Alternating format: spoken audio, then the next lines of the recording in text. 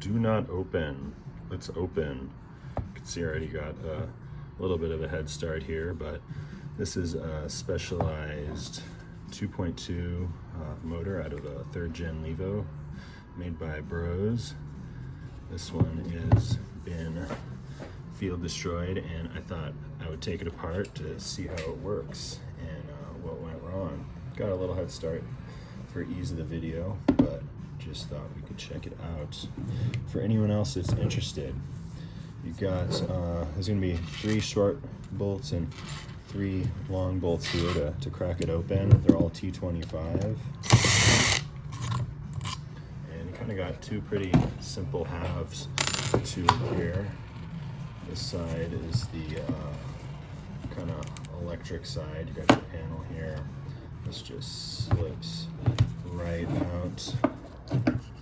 Got all your ports there, a little circuit board, and I believe this is a Hall effect sensor that passes through up here that reads little magnets on the other side we'll get to. But you got your stator and rotor here. Other side here, where the more interesting stuff is. And you kind of crack this open. There will be a gasket. This one was destroyed on the way out, but get it open here. So this one had a broken belt, which Specialized didn't quite care to find out what was wrong with it. They just send a new motor, and this is e-waste for our enjoyment. So the belt was actually in here and had broken and folded itself and wedged it up here, totally locking it up. So really, a new belt would have just fixed this thing. A little tensioner here. Got our sort of the cranks and sprocket attached to. So you got a couple freewheeling mechanisms in here for both this gear and the chainring drive here. This is the other side of the motor here, and there is a planetary reduction there, but kind of hammer this side out.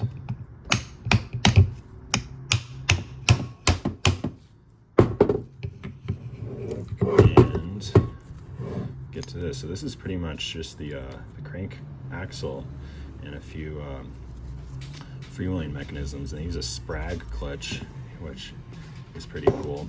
This bearing was also on here, came off when I first initially started taking this apart. And in here, look at the Sprag clutch. So you have a highly smooth surface here, and this here, which looks like little needle bearings, is actually these little feet. I don't know if you'll be able to see them that well. They're like little pawls, but they kind of got like a little boot kind of foot shape, and they fit perfectly up against this smooth surface when they're all nice and flush here. See how easily I can get this back. There we go. So yeah, it can freely spin one way, but it's super tight in the other to drive, for the motor to drive the chainring, or here for the chainring to drive the chainring and drivetrain. The second Sprag clutch was right in here. Here's the second smooth surface for them, and the Sprag clutch is here. It exploded when I took it out. So this little carrier here has all these little feet, and then this spring, little shoestring kind of spring here, wraps around that and holds them all in place. So it's kind of your 2 freewheeling mechanisms. And then here is where the I don't know, the Hall effect sensor, probably for cadence. I don't know if it is able to calculate torque, but this is plastic here, and then all this fan kind of geared shapes is all metal inlaid on here. You can kind of feel it with this magnet. It kind of jumps between them. So that's how it detects how fast you're going, at least. Then here we've got the planetary reduction. Got this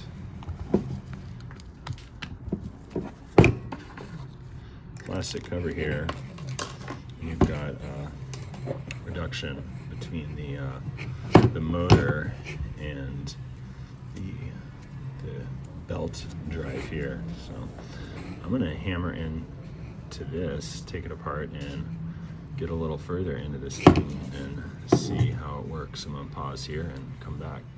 All right, I supported kind of a vise, laid it down on an open vise and hammered on this socket. I think it's just pretty much the strength of the magnets that are holding this rotor in here. So I'm gonna try to push it out here. There we go. So it's a basic motor here. I'm guessing it's brushless. I know a little bit about motors, but not everything, but I don't see any traditional brushes here, so it's brushless. We got our planetary gears here. Got our ring gear, and I believe these are the planets, and the one in the middle would be the sun. Take this guy off here. Try to take it off. Place it here.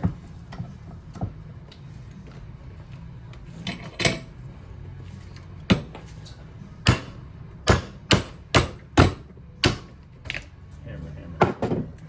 All right, yeah, so looks like I actually broke it. Yeah, I wasn't supposed to just hammer out like that. This aluminum casing here, let's break. So this was attached to there, so it's definitely destroyed now, but I thought this was a hex, but it's actually some sort of rivet or permanent installation there. I couldn't pry this in this direction.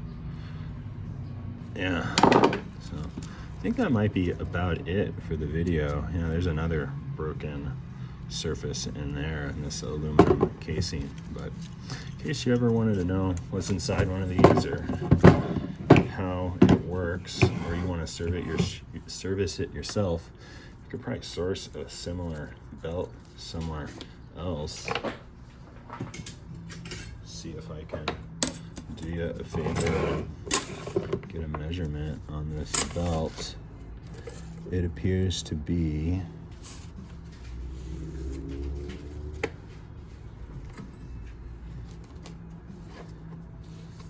310 plus 100, 410 millimeters long, I would say. Measure twice here. I don't film a lot of stuff, so pardon the lack of framing. Make a little mark where my ruler ends at 310. Line it back up. So yeah, it's like just about coming to 100 if we kind of factor in this little break. So I'd say it's like a 410 millimeter long belt here, approximately. I'd call that 16 millimeters wide. Got these kind of teeth on here, which are maybe center to center on the ribs, looks like exactly 5 millimeters. So if you want to service it, replace your belt maybe. Don't hammer too hard, it'll start breaking stuff. Add grease to the planetary gears, you might be able to salvage it. Specialized just ask that you destroy these ports here for communication, but I mean, if you can get parts, this is pretty simple, just little plugs there, change it. So thanks for watching.